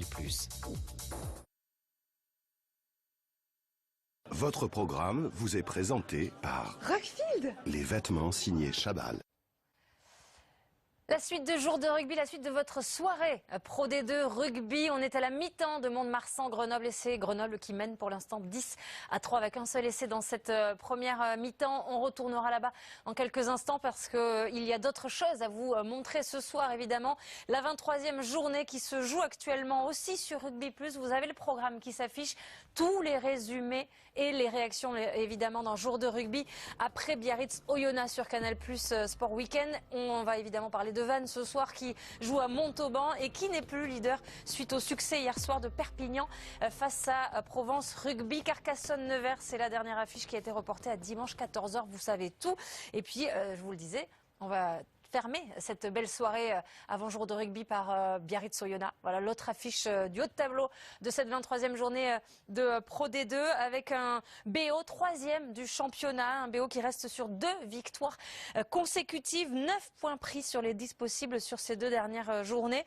Bref, tous les voyants sont au vert. Jean-Baptiste Esculier, on vous retrouve à Aguilera avec Thomas Lièvremont. Bonsoir messieurs. Tous les voyants sont au vert. Il s'agit maintenant de confirmer pour toujours viser ces demi-finales directes, pourquoi pas? Bonsoir Isabelle, bonsoir à tous. C'est l'ambition pour cette équipe de Biarritz qui doit suivre le grand train mené en tête de ce championnat de Pro D2 par Perpignan et par l'équipe de Vannes. Les Biarros qui sont performants malgré pas mal d'absents, 17 joueurs absents pour ce match de ce soir face à Oyonnax, face à un concurrent en direct. Et du coup, cette équipe de Biarritz est obligée de composer avec certains aléas, commencer par la blessure d'Ilian Perrault hier lors de la mise en place remplacée par Gilles Bosque. Et du coup, une charnière qui n'était pas prévue titulaire mais qui va bien être alignée aujourd'hui. C'est James Hart et donc Gilles Bosque qui va être à l'ouverture. James Hart, c'est un joueur qui a vécu un début de saison un peu compliqué et là il commence à enchaîner avec 7 titularisations sur les 8 derniers matchs, Thomas. Oui, gros chantier pour le BO. Cette charnière a commencé par le numéro 9. On n'a pas trouvé encore la bonne solution. Jusqu'à l'arrivée au retour de James Hart, il était complètement au frigo, en manque de confiance sur le début de saison, il n'a pas joué du tout. Il est arrivé au bon moment, à l'époque où le Biarritz Olympique s'est imposé à Grenoble, à Oyonnax. Il a su saisir sa chance. Il amène aujourd'hui un peu de régularité dans le tir au but, de la gestion avec son pied gauche, et c'est une trajectoire plutôt bonne pour le demi-mêlée. Les Biarros que l'on n'a pas encore tous vus venir à l'échauffement, ils ne sont pas encore sortis contrairement aux Oyomènes. On en reparlera des joueurs d'Oyonnax. Un petit mot quand même sur Gilles Bosque parce que lui aussi titulaire donc de dernière minute, il enchaîne finalement à l'ouverture. Oui, c'est un peu plus compliqué pour le Catalan. C'était la recrue phare au poste de numéro 10. C'est un joueur expérimenté avec un très bon pied gauche. Il est capable de lancer le jeu, il est capable d'occuper. Lui aussi, il est en difficulté sur ce début de saison. Il est en manque de confiance. On n'a pas trouvé les mots du côté staff Biarro pour le mettre dans de meilleures conditions. S'il arrive à retrouver cette confiance, il pourrait apporter une réelle plus-value au BO sur la fin de saison. Et parmi les informations de la composition d'équipe, Isabelle, on peut retenir qu'il y aura de la jeunesse et de l'expérience du côté de Biarritz, avec notamment Peyres Blanc, le talonneur, qui sera titulaire, ou encore Brossé qui sera titulaire à l'arrière, et puis de l'expérience avec notamment le phénomène de cette ligne de 3/4, Francis Sailly, qui sera bel et bien avec le numéro 12 dans le dos, et également la présence de l'inamovible Stephen Armitage avec le 8. Merci messieurs. Est-ce que c'est pas ça finalement le gros atout de Biarritz cette année, cette profondeur de banc, cet effectif très riche? Oui, l'effectif pléthorique, on l'a vu depuis le début de saison, c'est une équipe qui est basée sur le turnover. Alors Thomas l'a dit, on a une difficulté du côté du Biarritz Olympique avec la charnière 9-10, on a du mal à trouver la bonne cohabitation et la bonne carburation, mais pour l'instant ça nous prouve que cette équipe est assez performante, sachant qu'elle est à 9 points. Aujourd'hui les Vantais qui sont deuxièmes, donc l'objectif est toujours le même, aller accrocher cette demi-finale à domicile. Tout est possible pour Biarritz, la dynamique elle est totalement inverse pour Oyonnax. Oyonnax qui finalement est quatrième, juste derrière Biarritz, mais regardez 2 défaites consécutives, aucun point de pris sur ces 2 derniers matchs. Il y a urgence peut-être, Jean-Baptiste, pour les Oyomènes, car derrière ça se rapproche dangereusement. C'est une période compliquée pour les hommes de Joe Elab parce que c'est vrai qu'il y a une petite panne de résultats, une petite panne de confiance aussi, malgré un beau match finalement face à Perpignan la semaine passée. Et du coup, eh bien, Joe Elab tente de relancer des joueurs qui sont un peu en mal de temps de jeu, notamment Jérémy Gondran. Ce sera seulement sa 6e titularisation de la saison, Thomas. Oui, Jérémy Gondran, là aussi, sa place de numéro 9 a été trustée par Charlie Cassan. C'est lui qui a enchaîné, mais au faveur d'une très bonne rentrée contre Perpignan. Vous l'avez dit, Oyonnax, malgré la défaite, s'est très bien comporté. Jérémy Gondran a fait une très bonne rentrée. On lui fait confiance sur ce match important à Biarritz. Quant à son compère de la charnière, Lionel Boxis, lui c'est sa 6e titularisation consécutive.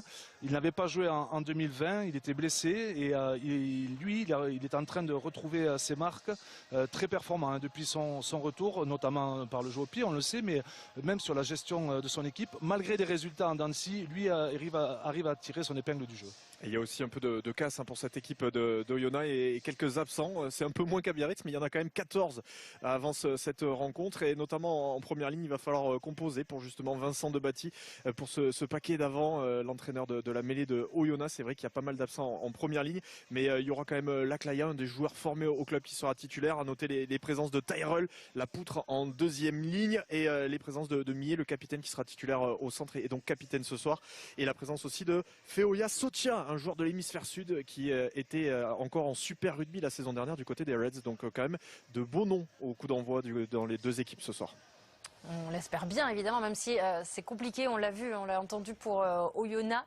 Rien n'est fait pour eux, pour ces phases finales encore. Comment vous expliquez la panne justement des rien n'est garanti de rester dans le top 6, mais voilà, on voit toutes les grosses équipes qui ont eu des petits temps un peu plus faibles là, sur les derniers matchs. On l'a dit, 10 matchs d'affilée, compliqué d'avoir de la continuité même quand on a un gros effectif, donc ça peut être l'une des explications sur le mauvais temps qui peut se passer du côté d'Oyonnax, ces 2 dernières défaites de ces derniers. Après, il y a des équipes qui vont mieux, qui vont même très bien. C'est le cas de Perpignan qui a ouvert cette 23e journée hier soir par un succès bonifié face à Provence Rugby, face à Aix-en-Provence. 6 essais en tout, on va revoir les plus beaux. Perpignan qui se relance au meilleur moment. Évidemment, c'est très costaud, mais le bonus offensif, c'est un signe fort aussi. Oui, match à sens unique du côté des Catalans avec le premier essai de Georges Tislet suite à une touche de Provence récupérée. Et puis là, on va voir toutes les qualités offensives de cette équipe perpignanaise qui a retrouvé une belle allure et le chemin des poteaux avec ce 2e essai avec le petit pied de Jaminet pour Sadek Degmache. Et puis la 3e, c'est une œuvre de cette équipe encore avec une magnifique combinaison, une redoublée de Pujol, Degmache, De La Fuente, Degmache et encore Pujol qui vient marquer ce 3e essai du côté des Catalans. Match à sens unique, je le disais, 42-3 pour cette équipe contre Provence. 6 essais à 0 et donc ce bonus offensif, on le précise parce que ça faisait un petit moment que Perpignan n'avait pas glané ce point, ce 5e point.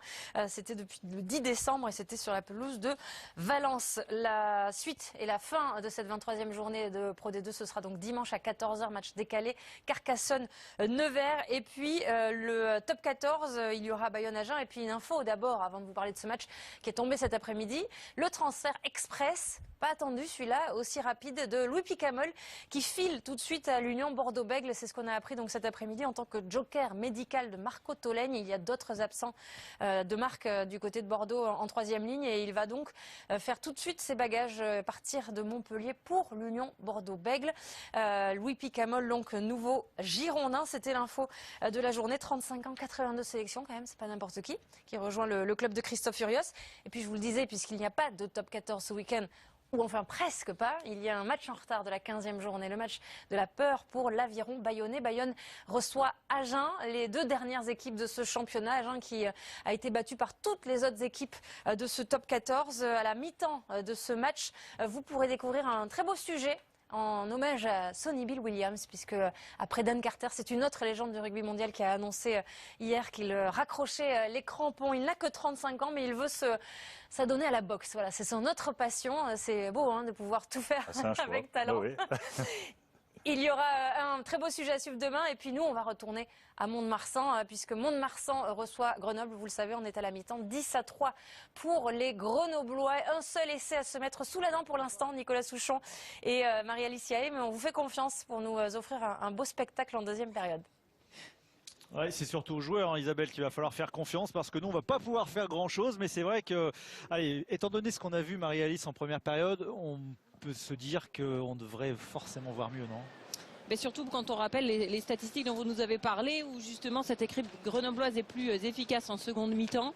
Donc oui, on espère voir mieux. On espère que les quelques réglages qu'ils se sont donnés dans les mi-temps de la part des 2 équipes, que ce soit Mont-de-Marsan et que ce soit Grenoble, leur permettent en tout cas de développer un petit peu plus de jeu, de conserver un petit peu plus le ballon et de pouvoir enchaîner plus de temps de jeu et pourquoi pas de marquer plus d'essais, évidemment, ce qu'on souhaite. Oui, vous voyez que les Grenoblois reviennent tranquillement sur la pelouse, alors que du côté des Montois, on a essayé de ressouder tout le monde, parce que bon, il n'y a que 7 points d'écart finalement, et on sait que le moindre point sera primordial pour le futur du stade montois. On voit Naitouvi ici qui nous a gratifié d'une accélération et d'un joli geste défensif. En tout cas, il a empêché Grenoble de marquer un essai. Il y a eu un essai de pénalité. C'est tout pour l'instant dans cette rencontre. C'est trop peu.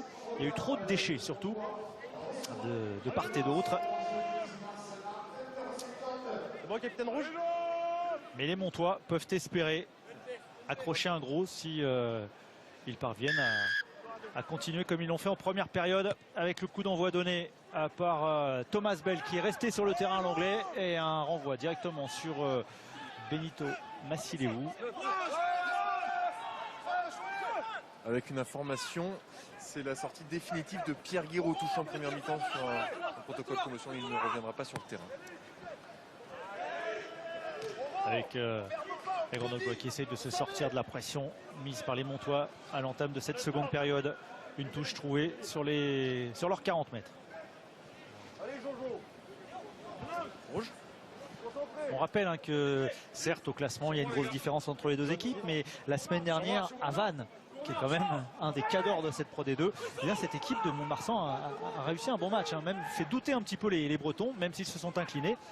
Ils ont réussi un bon match et ils le savent, avec cette bonne passe au pied de Denardi. Et non, elle est un tout petit peu longue. Elle vient trouver la touche. C'était pour Naitouvi. Une alternance et une intention et une bonne intention de la part des joueurs montois, avec ce ballon qui frôle la ligne. En tout cas, une bonne reprise de la part de Mont-de-Marsan, parce que tout de suite on les voit mettre les Grenoblois sous pression, on les voit tenter des choses, et ça c'est bon signe. Quand vous tentez, ça veut dire quand même que sur le plan psychologique vous êtes là, vous êtes présent dans ce match. Oui, ils sont forts, vous l'avez dit, de cette prestation à Vannes. Ils sont forts, on l'a dit, ils ont cette irrégularité. J'allais dire ce ballon gagné, pardon Marie-Alice. Cette irrégularité dont on parlait un petit peu, c'est qu'effectivement cette équipe elle est capable de faire de très belles choses à l'extérieur ou face à certaines équipes, un peu moins après parfois à la maison ou sur d'autres matchs. Elle est un petit peu en dents de scie. C'est ça qu'elle doit corriger, et surtout évidemment elle doit absolument gagner ce soir, on l'a déjà dit. Mais fort de tout ça, c'est une équipe qui joue malgré tout et qui tente des choses. Oui, avec des ballons contestés dans les airs, même si les Grenoblois ont réussi à le conserver. On a vu que Nicolas Garot a gêné l'alignement grenoblois. Descendez. Ça va sauter, les Grenoblois cantonnés dans la moitié de terrain depuis l'entame de cette seconde période. En revanche, là, le lancer complètement raté, c'était pour Orioli. Et le pied d'Orioli. Ouais, coup de pied à suivre pour Orioli. Ouais. Sur un ballon de récupération, on pouvait peut-être faire un peu mieux. Alors certes, sur un ballon de récupération, il n'y a pas forcément de couverture, puisque les attaquants n'ont pas encore eu le temps de repasser en position de défenseur. Malgré tout, Mais ça s'avère payant puisque vous voyez les Montois ne parviennent pas à se dégager et résultat se retrouvent dans leur moitié de terrain. Ouais, mais là aussi on parlait de confiance tout à l'heure, ça prouve que Jean-Charles Aurioli il est bien, hein, il se sent bien en ce moment parce que il est il a joué comme il tente des choses. Après, si le jeu au pied était un petit peu plus tendu, un peu plus long, un peu moins haut, pourquoi pas. En tout cas ça aurait mis une grosse pression sur les Montois, mais là il était un petit peu haut. Mais malgré tout, vous l'avez dit, un ballon récupéré quoi qu'il arrive. Attendez, faites-moi un couloir, à l'intérieur même de leur camp. Rouge, c'est pas un mauvais choix. Reprise. Ouais, comme on le disait tout à l'heure, on ne voudra jamais aux joueurs de tenter ou se lancer. En revanche, touche pas droite. Pas très académique. Capitaine, mets-le aux touches. Touche. Touche. Ouais, la touche n'était pas droite. Ouais, là, là, ici. Le lancer n'était pas bon. Oh, mais le réveil! Non. On va prendre le temps. C'est Sylvain Bégon, Arthur, qui a dit on met le réveil. Oui, c'est lui. C'est lui qu'on entend beaucoup depuis le début de la rencontre. Ah, mais c'est vrai que l'entame de seconde période est très nettement l'avantage quand même des Montois, hein, avec encore ce ballon gagné en touche pour peut-être le pied de Loustalo. Allez, on protège le demi de mêlée. Ballon qui reste dans l'aire de jeu sur Jonathan Bousquet, la pression de Naïtouvi sur Bousquet. Et là, vous avez vu comme le Fidjien essayait d'attaquer le ballon, essayait d'arracher le ballon dans les bras de l'ailier aujourd'hui grenoblois. Ballon conservé par les Isérois.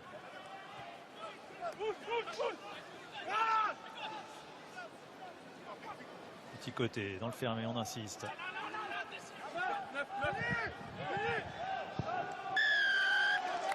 Et le grattage. Ouais. C'est Naïtouvi encore qui vient gratter ce ballon. C'est le nettoyage surtout. Ouais. Et Naïtouvi, ça fait 2 fois hein, qui dans les rocks, qui vient contester les ballons et qui les récupère. On l'a présenté en avant-match comme l'un des meilleurs marqueurs d'essai, ce qui est vrai pour cette équipe de Mont-de-Marsan, mais on voit qu'il est capable de faire beaucoup de choses.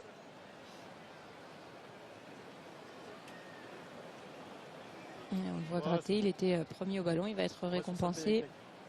Ouais, deuxième ballon gratté par l'ailier fidjien. Le garçon qui a été formé hein, du côté de Clermont.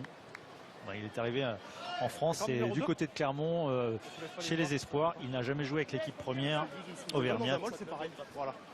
Et il est arrivé ici du côté de Mont-de-Marsan. Rouge.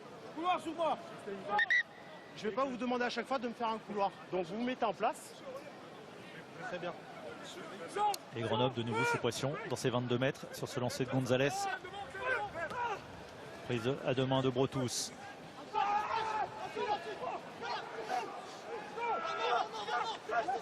Et le ballon porté du Stade Montois qui s'organise. Il va sortir. Il va jouer effectivement ce ballon. Yann Brotous protège la sortie pour Loustalo. Loustalo avec ses avants. Montagnière.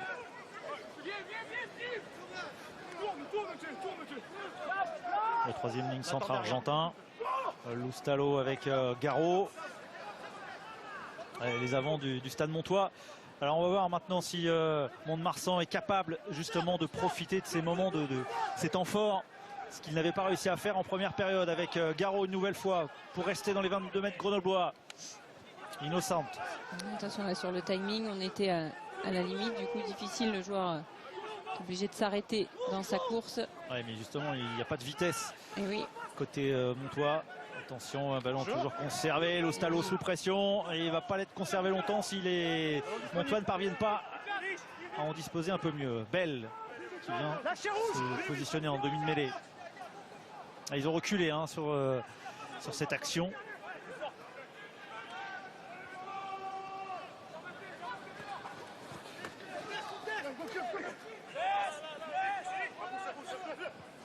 Et attention, il est tout seul. Proche de la zone du ruck et non, justement. Le 6 et 11 qui portent pas leur corps. Et voilà, impuissance quand même, impuissance de la part de Mont-de-Marsan. Oui, sur ces temps de jeu là on le voit, hein. On les a vus pourtant enchaîner. Alors sur les temps de jeu précédents ils avaient réussi à mettre un petit peu de vitesse et du coup ils arrivent à peser sur cette défense, mais à partir du moment où les courses sont ne sont pas efficaces à partir du moment où ils n'arrivent pas à gagner un minimum les duels ou à mettre de la vitesse sur les sorties de balle et autres. Là, ils commencent à subir la défense grenobloise et finalement à se faire prendre le ballon là, sur ce ruck. Avec vous voyez des soutiens qui vont se coucher presque sur le ballon, qui vont empêcher en tout cas la défense de pouvoir le jouer. Ils vont être sanctionnés. Sors.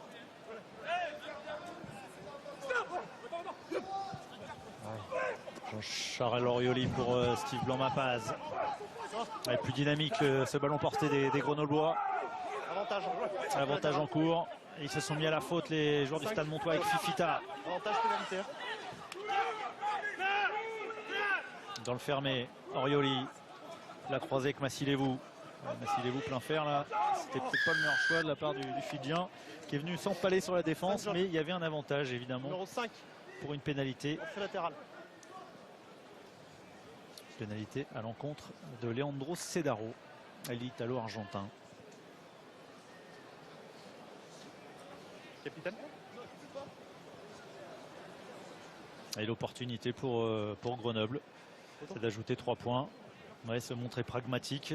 C'est peut-être pas le meilleur Grenoble aujourd'hui, mais si les Grenoblois parviennent à construire comme ça leur avance, alors que oui, Romand-Durand n'a plus de numéro. Quand on est sur un match à l'extérieur, d'autant plus, l'important c'est de gagner, c'est d'engranger des points. Même si la manière n'est pas celle que tout le monde souhaiterait, l'important c'est de gagner.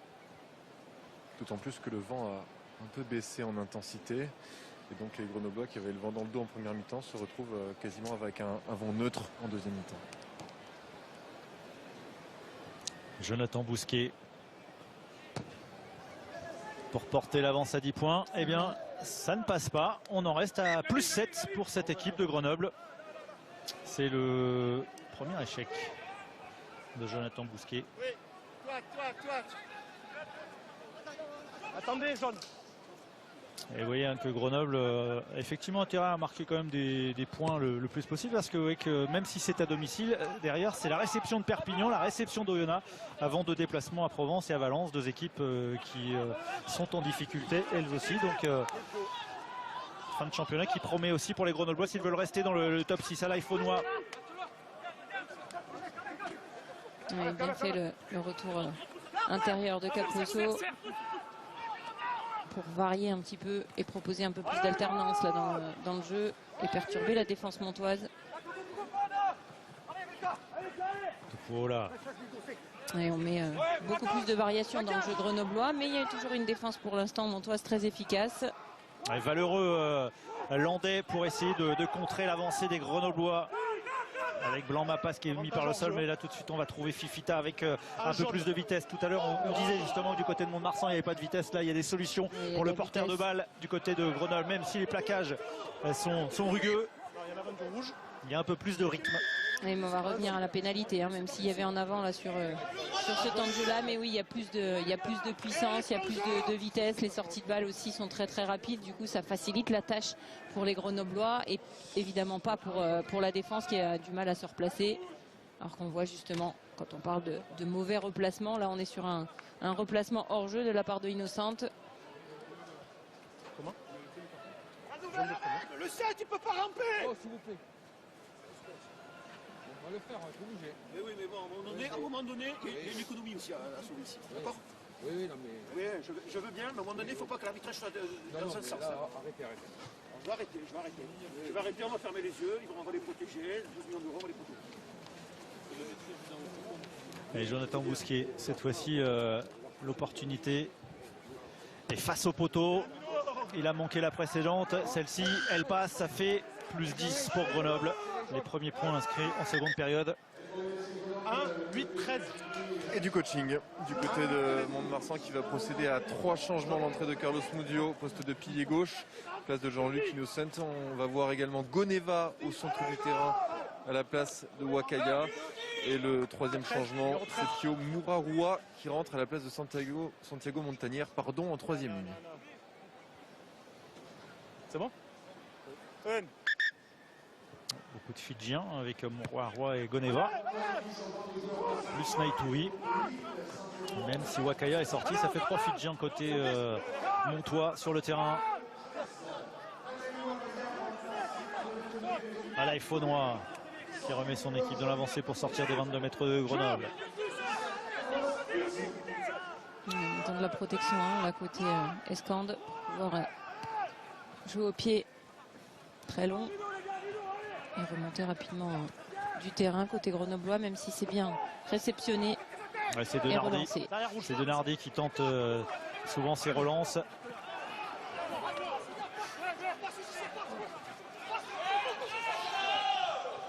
Oui, bien fait, dommage, c'est en avant.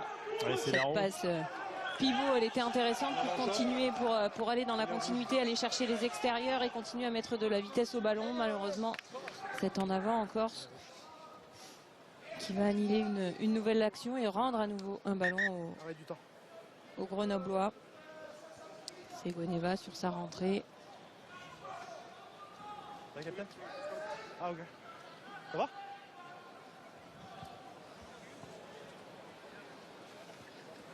Il faut dire que la passe de Leandro Sedaro n'était pas facile pour le Fidjien. Ici, c'est là.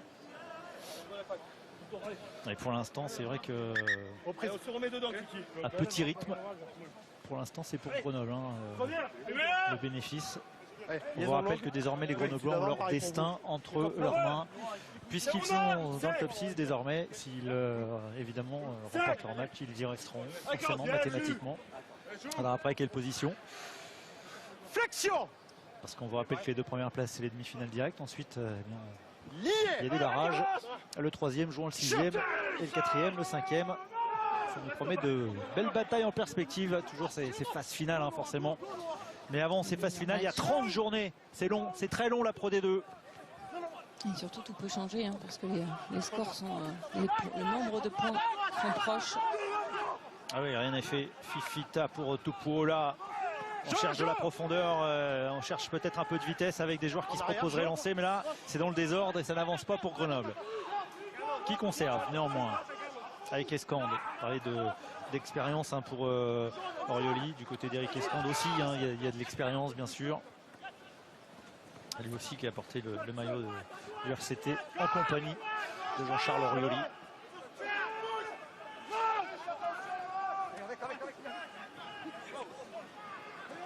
Glénat, Capozzo, la passe pour Ruot. On assiste dans le fermé, Capozzo sur les appuis, le retour intérieur. Oh, superbe plaquage pour aller freiner Eric Escande. Et défense vigilante de la part de Mont-de-Marsan parce qu'on tente des choses côté grenoblois, ça ne passe pas pour l'instant. Ouais, bien fait de la part de Denardi parce que là il est sur un 2 contre 1 avec ce départ. Et là on voit Denardi qui va défendre entre les deux, qui ne va pas se laisser forcément fixer. Il doit faire un choix à un moment donné. Alors c'est très difficile de faire un choix sur un 2 contre 1 évidemment. Vous avez un choix sur 2 et là il fait le très bon choix. Il est parti côté intérieur. Et du coup il va permettre d'annuler cette action. Avec quelques fulgurances grenobloises.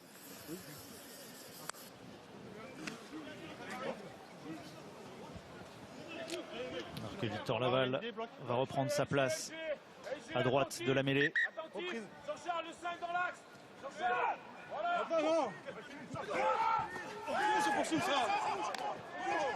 Jean-Charles Orioli. Il remet une nouvelle fois Grenoble dans le bon sens. Le talonneur.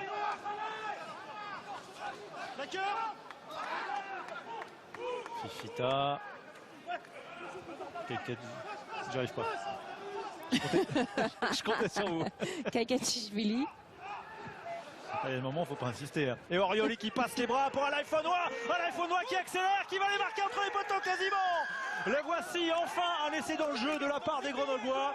L'accélération d'Orioli, le offload et derrière, c'est Alaïfonois, le 3e ligne, qui parvient à marquer cet essai. Son 3e personnel cette saison. Oui, encore Jean-Charles Orioli, dont vous avez énormément parlé. On en a parlé aussi en début de match, qui arrive à gagner ses duels, qui arrive là avec son bras de raffut à tenir le défenseur à distance et à libérer son autre bras justement pour aller faire jouer autour de lui. Et puis surtout sa présence, sa mobilité, parce qu'il est au soutien en permanence. Il est sur de nombreuses actions. On le sait, c'est un coureur aussi dans son profil. Et derrière, des soutiens qui viennent très rapidement. Il a très belle course et accélération pour aller conclure. Il s'est porté à hauteur de Tupuola, qui est le premier à avoir donné de la vitesse sur cette action. Et derrière, de la continuité. C'est ce qu'on réclamait depuis le début du match. Un peu de continuité dans ce jeu, un peu de liant, disais-je, parce que c'est vrai que souvent ça s'est arrêté par des petites erreurs soit de main, soit de choix. Enfin bref, il y a beaucoup de multiples raisons. Mais voilà, un essai de la part des Grenoblois qui va donner un peu plus d'ampleur au score, évidemment, parce que là, on en est à 18-3 avant la transformation de Jonathan Bousquet.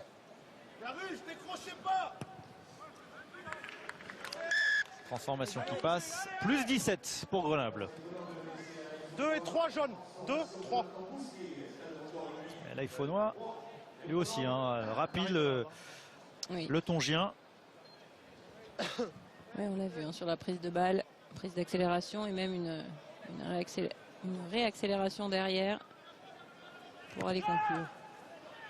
Avec du changement du côté de Mont-de-Marsan. En première ligne, Victor Laval et Gonzalez, le talonneur, qui cèdent leur place à Macharashvili. Pied droit, Christophe David au talonnage. Et on va surveiller Alexandre Donardi, touché sur l'action précédente, qui boite, qui pour l'instant a demandé de rester sur le terrain, mais on prépare déjà son remplacement. Effectivement, il boite, oui.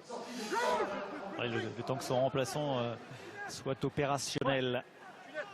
Les Grenoblois pour sortir de leur camp après avoir marqué ce deuxième essai. Oui, petit rythme, on vous disait, mais encore un essai. Les Grenoblois seraient dans les clous du bonus offensif. Numéro 4, le ballon est disponible. Le bonus offensif que jamais Grenoble n'est allé glaner à l'extérieur cette année. Ils en ont remporté 2, dont le dernier match face à Colomiers. Descendez. Et ça passera pas pour Alexandre Donardi qui a cédé sa place à Julien Lestremo. Il va certainement avoir une petite réadaptation dans le fond du terrain des Montois.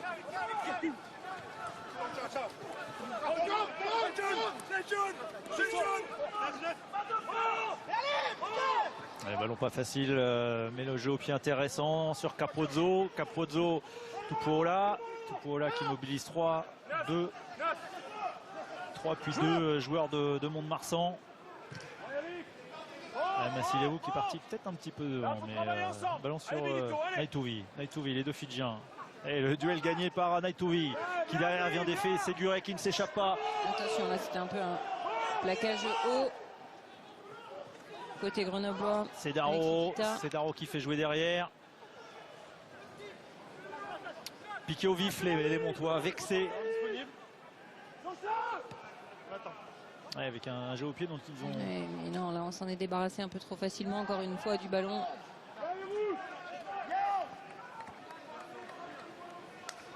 Heureusement on récupérera quand même une touche côté Montois, mais un jeu au pied un petit peu trop long. Pas nécessaire. Apparemment touché peut-être au niveau de la cheville, Alexandre Donardi. Et il la casse du côté des Montois parce qu'ils ont déjà effectué 6 remplacements sur les 8 remplaçants, alors que de l'autre côté, du côté de Grenoble, pour l'instant, un seul remplaçant est sur le terrain, c'est Clément Ansely.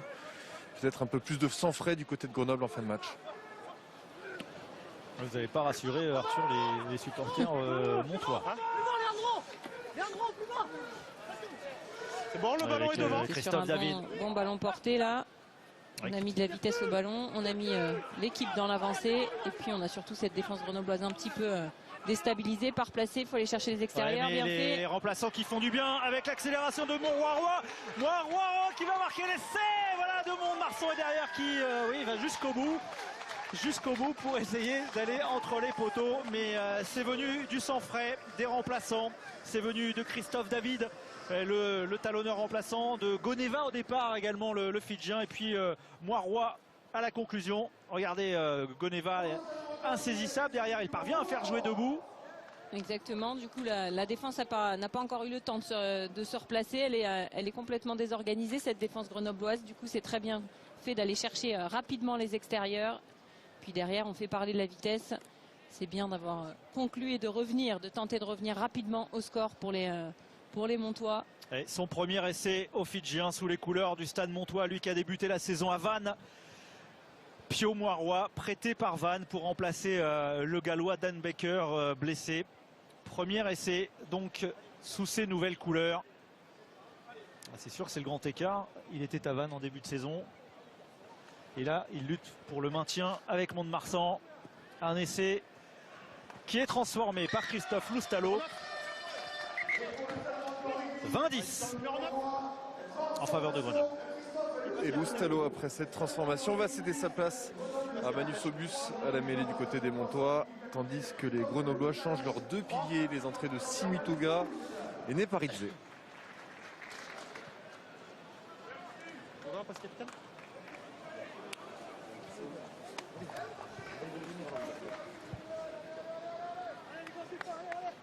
C'est bon pour les changements, c'est bon? Reprise.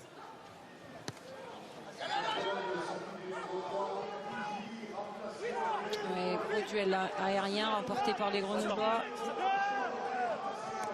Tupuola au jeu au pied, petit coup de pied parfaitement dosé parce que Naitovi, il y a peut-être un petit en avant, non? Il y a touche dans tous les cas, mais s'il n'a pas lâché, relâché, même si on a eu l'impression que c'était ce ballon avait été capté en deux temps, il ne l'a pas relâché visiblement, donc il n'y aura pas d'en avant. Mais il a donné cette touche, en tout cas belle action à nouveau des Grenoblois. Il n'a pas relâché, mais c'était limite quand même. Ballon glissant pour Naitovi.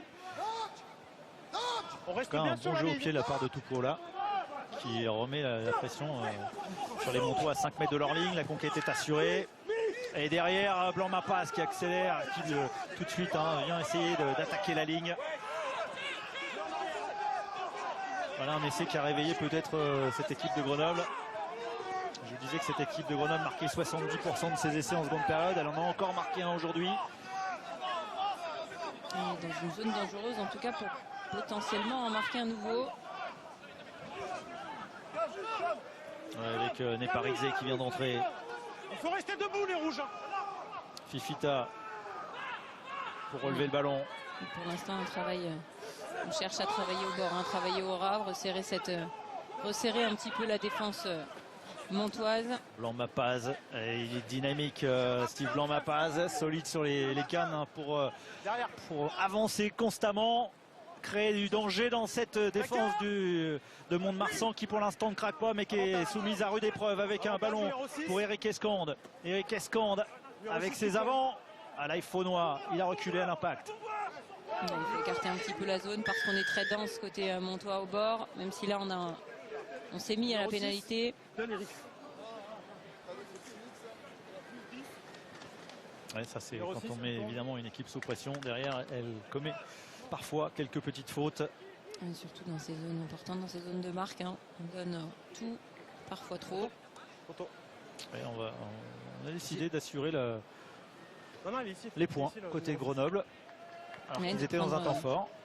Oui, mais prendre le match par le bon bout, l'important, vous l'avez dit, on l'a dit, c'est la victoire aussi. Ouais, ne pas permettre à cette équipe de Mont-de-Marsan d'y croire. Voilà, exactement.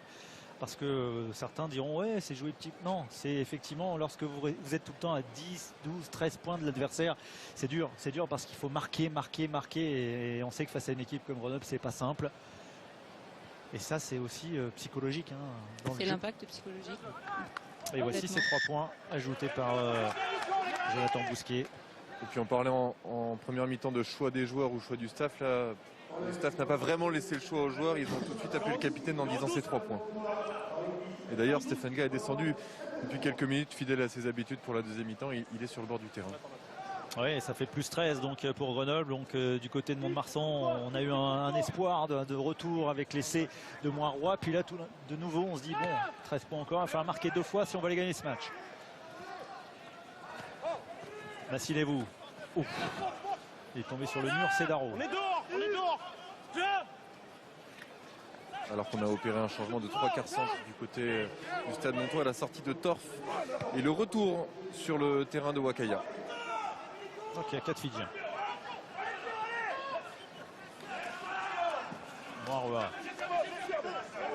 Alors que Cedaro est resté au sol. Hein. Je disais le mur Cedaro, le mur c'est... C'était frité. Oui, j'allais dire, chercher l'expression pour dire qu'il y avait une lézarde dans le mur parce que il est resté au sol. Hop, en avant, c'est parce qu'ils sont pas assurés, c'est un ballon turnover et ça peut aller vite avec Blanc Mapaz et Capozzo. Avantage numéro 7. Et avantage pour Grenoble. On va chercher les extérieurs, Séguré, Bousquet. Tout est à refaire, faut se remettre vers l'avant. Pas d'avantage. On va revenir ici. Un petit peu précipité, hein. Il veut aller un petit peu plus vite que la musique, les Grenoblois. Alors que c'est vrai que de temps en temps, on a l'impression que si patiemment ils venaient...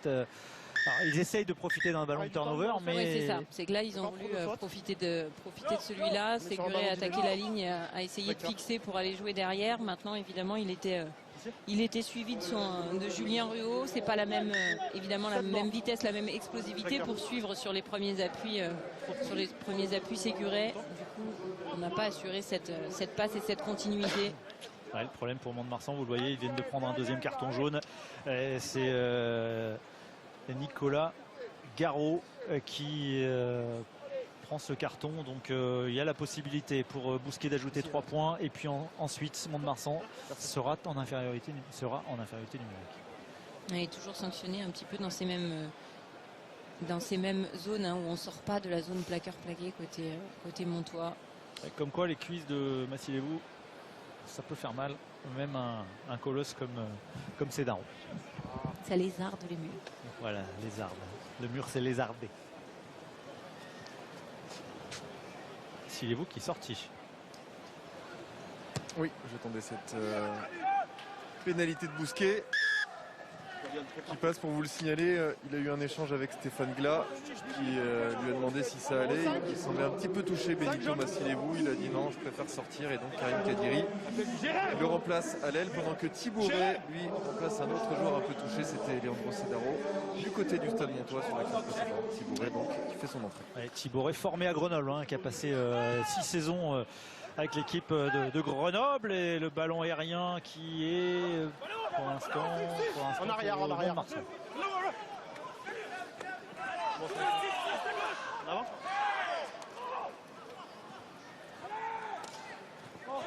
Allez, Moudio.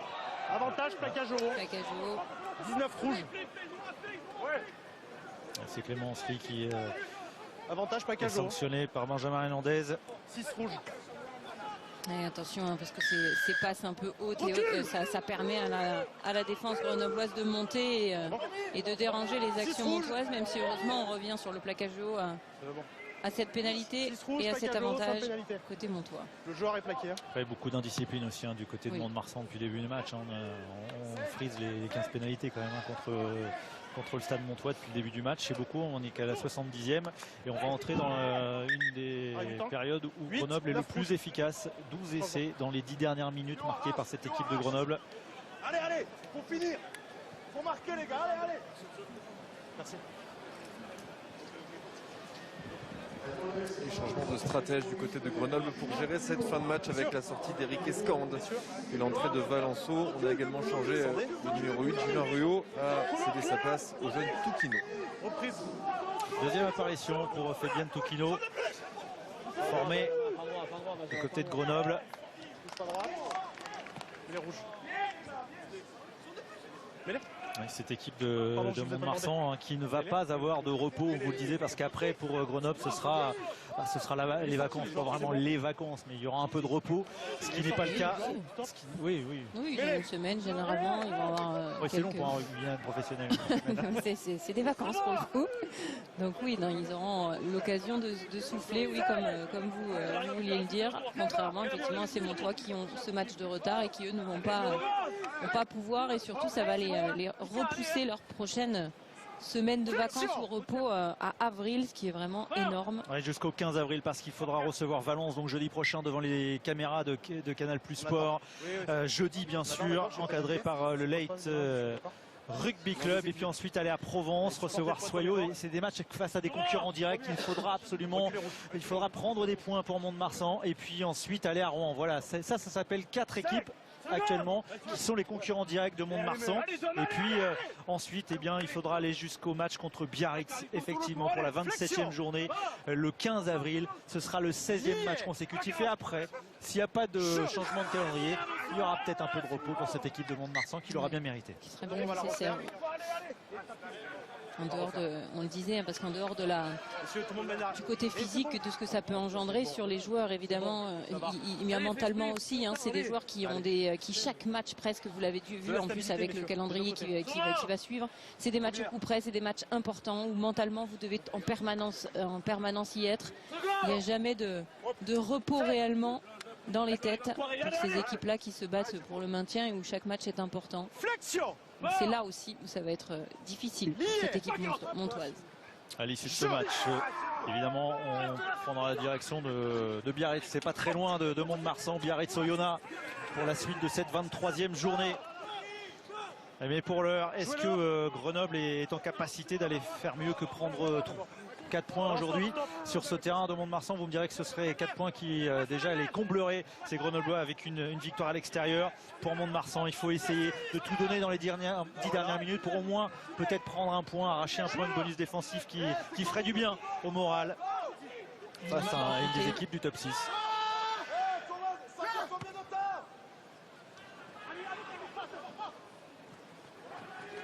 Et bien fait, là, ce ballon rabattu directement en l'air pour Kadiri, qui voyait bien qu'il ne pouvait pas jouer directement lui-même le ballon. Il l'a rabattu dans son camp, bien fait. Allez, Jérémy Valenceau pour un de ses premiers ballons. Glénat, Tupuola, Capozzo. Séguré avec Orioli. Orioli, il a vu qu'il n'y avait que Jonathan Bousquet, donc il a préféré fixer un peu cette défense montoise. À l'IFO noir. Ça avance pour Grenoble. C'est bon, 9, ils ne vous gênent pas.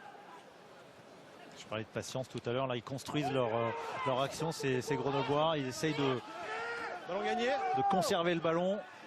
C'est bon, ballon arraché. Tupuola qui parvient à le rendre disponible pour Valenceau. Et on va utiliser le jeu au pied parce qu'on était un peu bloqué. On enchaîne énormément de temps de jeu sans réellement avancer la côté grenoblois. Du coup, on va repousser la défense montoise. Le score est pris, c'est pas forcément à eux de se mettre en danger et de faire le jeu, c'est au Montois. Et en plus on est sur un jeu au pied direct, malheureusement côté Montois. Compliqué pour cette équipe. On tente des choses, on essaye. Malheureusement on bute face à une défense grenobloise efficace, mais surtout trop d'erreurs, trop de ballons rendus.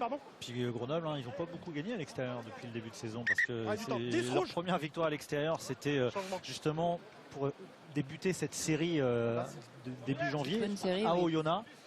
Parce qu'on vous rappelle qu'ils sont sur 7 victoires en 9 matchs, c'est Grenoblois. Et puis il y a la victoire à Nevers également, à l'arraché, une victoire 13-12. Mais voilà, ce sont des victoires très dures comme ça, durant lesquelles les Grenoblois ont bâti la nouvelle confiance, ont retrouvé la confiance qui leur manquait cruellement depuis le début de saison.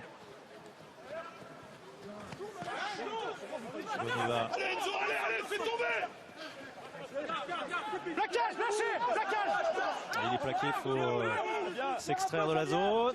Les passes qui sont pas faciles. Les ballons qui est capté derrière, on ne va pas le revoir. Kadiri qui va aller marquer ce 3e essai. Malgré le retour de Naïtouvi, Kadiri qui marque le 3e essai grenoblois. C'est l'essai de la victoire. Mais maintenant Grenoble peut encore espérer au bonus offensif. Ouais, c'est dur malgré tout pour cette équipe montoise qui encore une fois avait le ballon en main. Encore une fois ils étaient en possibilité d'essayer de poser leur jeu. Une première passe un peu compliquée à négocier et puis derrière on enchaîne. On ne fait pas forcément attention à Kadiri qui est déjà monté un petit peu pour gêner dans l'alignement de la ligne d'attaque montoise. Cette interception et derrière cet essai puisqu'il arrive à tenir Naïtouvi à distance. Ouais, c'est vraiment dur, c'est très bien fait évidemment de la part de Grenoble. C'est une lecture défensive très intéressante de la part de Kadiri et une interception bienvenue.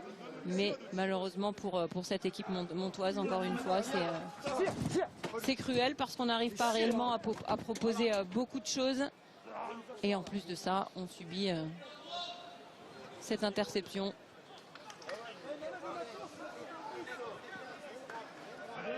Et ça se tend un peu dans cette fin de match, ça se tend sur le banc montois, ça se tend aussi entre les joueurs. On a vu des Grenoblois un petit peu s'engueuler pour savoir à qui de taper cette transformation entre Jonathan Bousquet et Enzo Selponi. On monte un petit peu en température. On a opéré aussi 2 changements du côté des Grenoblois avec la sortie de Rioli remplacée par Rossi. Et donc l'entrée de Selponi justement pour gérer cette fin de match aussi à la place de Corentin Guéna. Oui, les Grenoblois qui récupèrent cette pénalité, alors qu'il me semble qu'il y a une petite erreur de tableau d'affichage dans le stade, parce que il semble que le score est bien de 31-10, alors qu'il était écrit 30. Pardon. Il y avait 26-10 avant l'essai de Kadiri. Il me semble que l'essai est toujours à 5 points. Toujours, voilà. Ou alors il n'a pas toujours été. Il n'a pas toujours été, mais en tout cas ce soir. Ce soir il l'est, ça c'est sûr. Voilà, ça a été rectifié effectivement. 31-10 pour cette équipe de Grenoble. Oui, c'est dur pour Julien Tastet. Bah, il le savait, hein, il s'attendait, hein, Julien Tastet et Patrick Millet s'attendaient à un match compliqué aujourd'hui. Ils savent aussi que le match le plus important, les matchs les plus importants, c'est ceux à venir. Les 4 matchs face à des concurrents directs, on vous le disait. Mais ils auraient aimé respirer un peu mieux ce soir. Ouais, c'est pour ça que maintenant il faut quand même réussir à bien finir, pourquoi pas à scorer un petit peu, ou en tout cas à chercher des certitudes, à chercher des choses intéressantes sur lesquelles construire le match prochain.